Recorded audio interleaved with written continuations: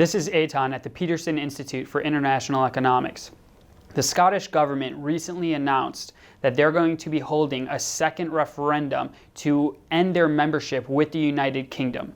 Joining me is Jacob Kierkegaard, Senior Fellow at the Institute, to discuss the ramifications and implications this has for the rest of Europe. Thank you for joining me, Jacob. My pleasure. So why is Scotland considering such a move?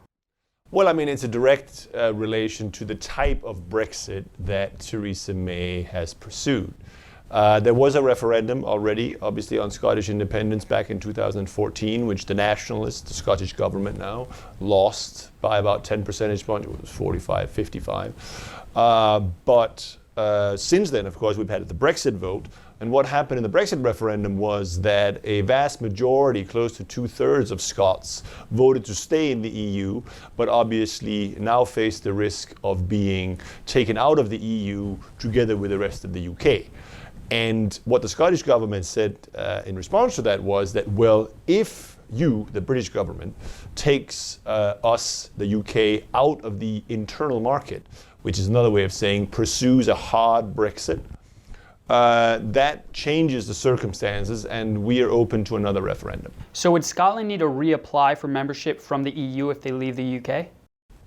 Well, if they leave the UK, it depends on at what point in time. But it seems, since it is inconceivable that they could leave the UK before the UK leaves the EU, under the assumption that that happens in early 2019, yes, they would have to reapply.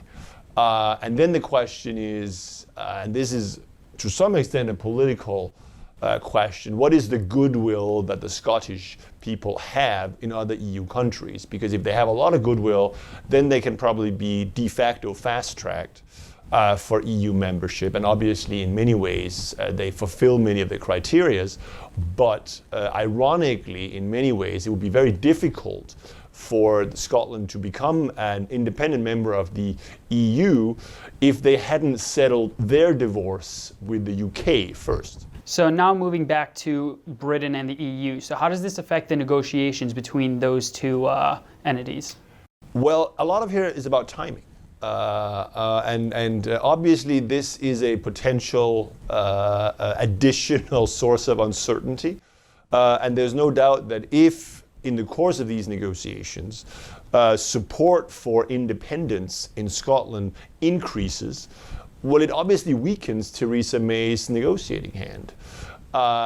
So right now, we have announcements from the Scottish government saying, well, they're thinking about doing this referendum in the fall of 2018, which would actually be before Brexit happens, and basically therefore happen in the middle of what could be very controversial negotiations. That is obviously not something that the UK government and Theresa May wants. They don't want to talk about having such a referendum until after Brexit has already happened. Also because they think that once they're out, the obstacles of potentially getting back in again might be a deterrent for leaving the UK.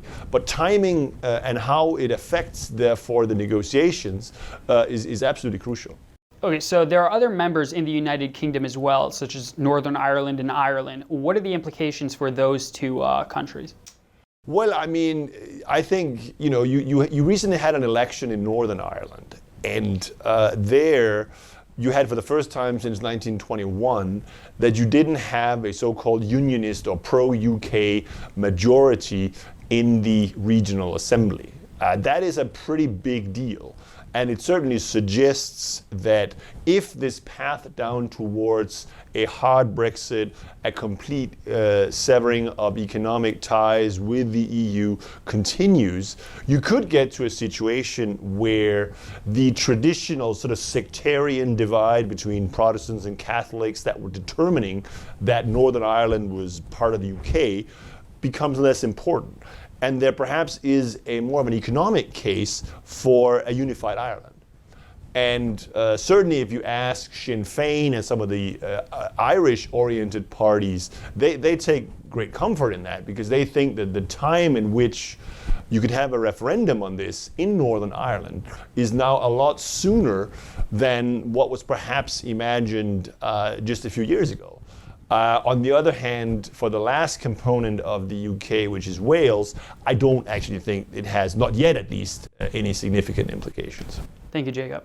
My pleasure.